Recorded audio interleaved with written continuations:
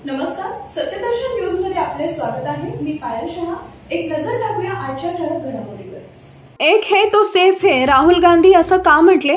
एक है तो सेफ है म्हणजे नरेंद्र मोदीजी आहे, अमित शहा, गौतम अदानी सेफ आहेत। नुकसान कोणाचं होणार आहे ते धारावीचं होणार आहे, महाराष्ट्रातील जनतेचं होणार आहे। या निवडणुकीत नरेंद्र मोदी यांनी अगदी बरोबर घोषणा दिली आहे। एक कोण आहे तर अदानी आहे, सेफ कोण आहे तर अदानी आहे। ही घोषणा गौतम अदानी यांच्यासाठी आहे। संपूर्ण काम एका व्यक्तीच्या मदतीसाठी आहे। सर्व प्रशासकीय यंत्रणा त्या एका व्यक्तीसाठी कामाला लागली आहे। त्याच व्यक्तीच्या देशाचे एअरपोर्ट दिले जात आहेत, त्याच व्यक्तीला देशाच्या संरक्षण उत्पादन दिलं जात आहे, त्यांनाच धारावी दिला गेलाय। कारण नरेंद्र मोदी आणि गौतम अदानी यांचं जुनं नातं आहे। एका अब्जाधीश यांना 1 लाख कोटींचा फायदा देण्यासाठी ही सगळी खटाटोप सुरू आहे। महाराष्ट्राची संपत्ती महाराष्ट्रातील जनतेला मिळणार की एका व्यक्तीला मिळणार, हा या निवडणुकीचा मुद्दा आहे, असं राहुल गांधी यांनी म्हटलंय। क्या आपको लगता है कि इन सारी स्लोगन्स के वजह से महाराष्ट्र के डीएनए को नहीं, उनका जो स्लोगन, मेन जो स्लोगन है एक है तो सेफ है, वो मैंने इतनी अच्छी तरह आपको दिखाया है, उसको समझाया है कि एक है तो सेफ है। एक कौन है? एक नरेंद्र मोदी जी हैं, अदानी जी हैं, अमित शाह जी हैं। सेफ है तो कौन सेफ है? अदानी जी सेफ हैं। कष्ट किसको होगा? धारावी की जनता को होगा। नुकसान किसका होगा? धारावी की जनता को होगा। जो हिंदुस्तान की स्मॉल और मीडियम इंडस्ट्रीज हैं, जिसका एक चिन्ह धारावी है, उसको एक व्यक्ति के लिए खत्म किया जा रहा है। तो लड़ाई यही है। नारा उन्होंने दिया, हमने आपको समझा दिया। इस इलेक्शन का नारा मोदी जी ने दिया है और बिल्कुल सही नारा है। एक है तो सेफ है। सवाल है सेफ कौन है, सेफ किसका है, एक कौन है, यह सवाल है। दीपक भट्टू से लोकमत। राहुल जी, आज मार्केट में किसानों को सोयाबीन का 4,000 रुपये करीबन रेट मिल रहा है। एमएसपी है 4,830 रुपया। तो आपने कहा है कि हम लोग 7,000 रुपये देंगे अगर सत्ता पे आएंगे तो, और प्लस बोनस। तो 4,000 और 7,000 प्लस बोनस, ये जो डिफरेंस है वो कहाँ से कांग्रेस कॉम्पेंसेट करेगी? ये हमने सारे कैलकुलेशंस कर रखे हैं, हमारा एक्सपीरियंस है, हमने ऐसी ही पॉलिसीज छत्तीसगढ़ में चलाई हैं। तो financially there is no problem, this is easily feasible, we have done all the calculations. Maharashtra का इकोनॉमी का स्टडी किया है हमने। अगर आप डिटेल्स चाहते हैं तो हमारी टीम से हम आपको पूरा फाइनेंशियल डिटेल्स, ये जो हमारी कमिटमेंट्स हैं, इसका पूरा फाइनेंशियल डिटेल हम आपको दे देंगे, कोई प्रॉब्लम नहीं है। रंजीत सिंह, ANI। अभी राहुल जी गुड मॉर्निंग। मैं रंजीत, ANI से। आप चूंकि काफ़ी केंद्रित हैं धारावी के मुद्दे को लेकर के, तो मैं सवाल करना चाहूँगा कि 2005 से धारावी में कोई डेवलपमेंट हुआ नहीं है, रीडेवलपमेंट के नाम पे अगर हम बात करें तो अब जो योजना वहाँ चल रही है, आप चूंकि कह रहे हैं कि बिलियनियर को लखपति बनाने की कोशिश है, 1 लाख करोड़ का उनका टारगेट है। तो 2005 से अब तक जो विकास नहीं हुआ है, अब अगर शुरू हुआ है, उसमें आपको कमियां नजर आती हैं, और आप सरकार आने पे बदलने की बात भी की है महाविकास आघाड़ी ने। नहीं, विकास तो नहीं हुआ सवाल नहीं है, रीडेवलपमेंट।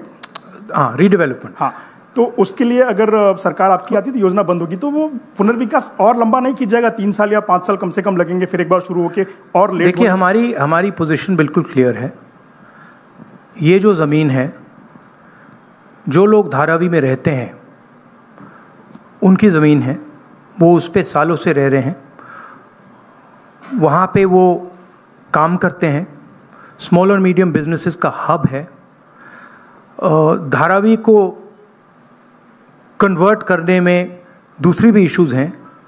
मैंग्रोव्स की जो ज़मीन है वो छीनी जा रही है, यहाँ पे बाढ़ आती है, ज़्यादा आएगी, लोगों को नुकसान होगा, और पूरा का पूरा काम एक व्यक्ति की मदद करने के लिए है। That is our objection. Our objection is that it is unfair.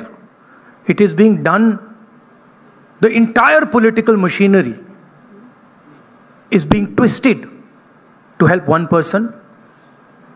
We are not convinced about how the tendering process was worked out, and we are absolutely convinced that this is theft of Dharavi land. And it is being handed over to one person.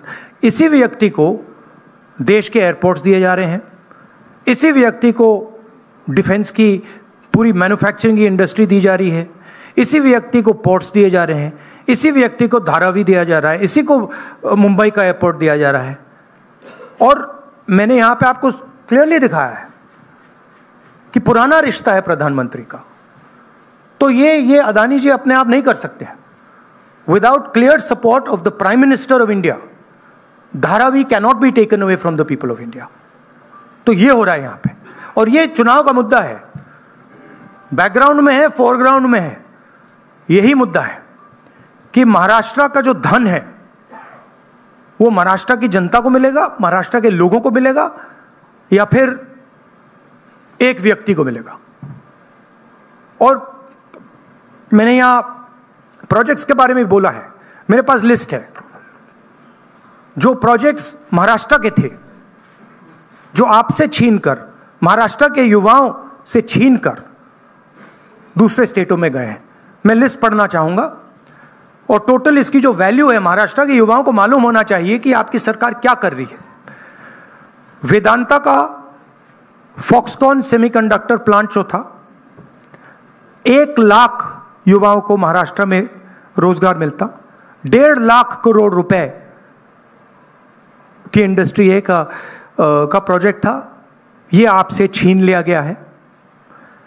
Tata airbrush project, 6,000 युवाओं को highly technical रोजगार मिलता, 1.8 लाख करोड़ रुपए का project है, यह आपके हाथों से छीन लिया गया है।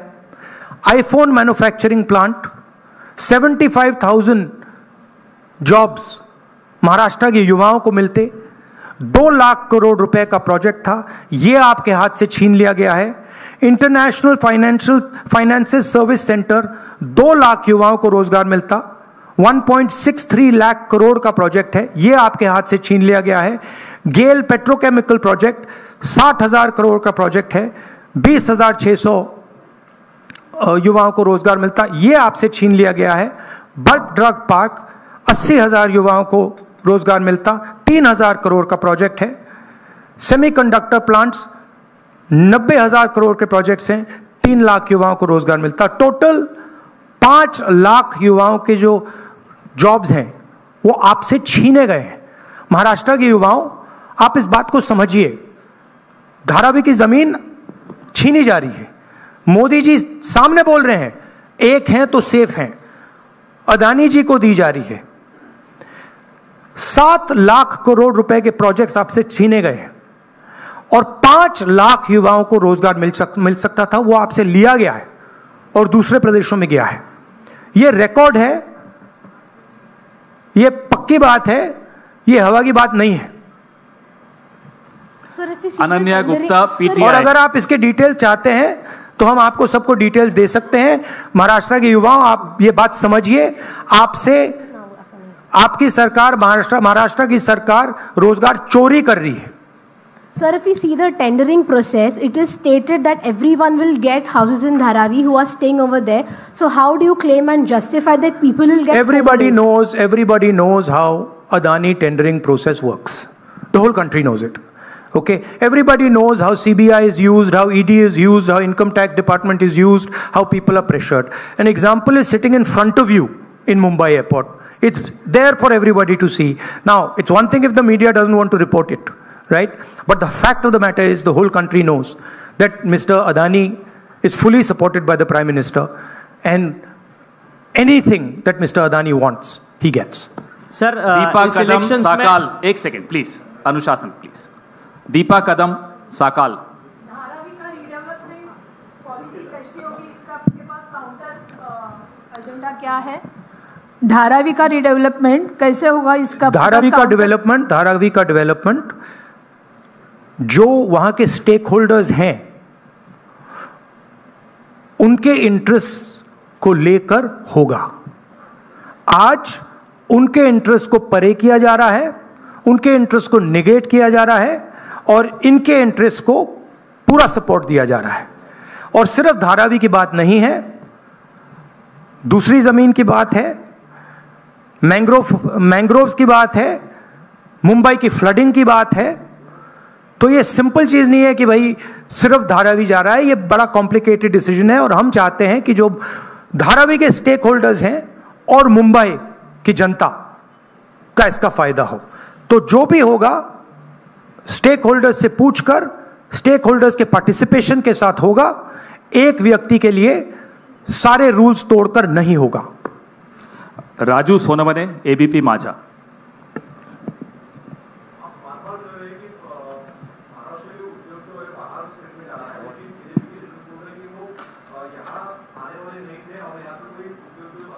नहीं, मैंने आपको लिस्ट पढ़ के दी है। 8 प्रोजेक्ट्स मैंने आपको डिटेल करके दिए हैं, क्योंकि बीजेपी ने बात बोली है मेरे बारे में कि कौन से प्रोजेक्ट्स की बात कर रहा हूं। तो ये हैं प्रोजेक्ट्स, लिस्ट हैं। इन प्रोजेक्ट्स को आप देख लीजिए, आप स्टडी कर लीजिए। ये सारे के सारे महाराष्ट्र में आने थे, ये सारे के सारे गुजरात गए हैं, ये फैक्ट है। लास्ट और ये हर महाराष्ट्र के युवा को मालूम होना चाहिए कि आपकी जमीन अदानी जी को दी जा रही है, आपका फ्यूचर अदानी जी को दिया जा रहा है, और यहां पे जो 8 प्रोजेक्ट्स हैं जो पूरे महाराष्ट्र के युवाओं के फ्यूचर के प्रोजेक्ट्स थे, वो सब छीन कर आपसे दूसरे स्टेट में चले गए।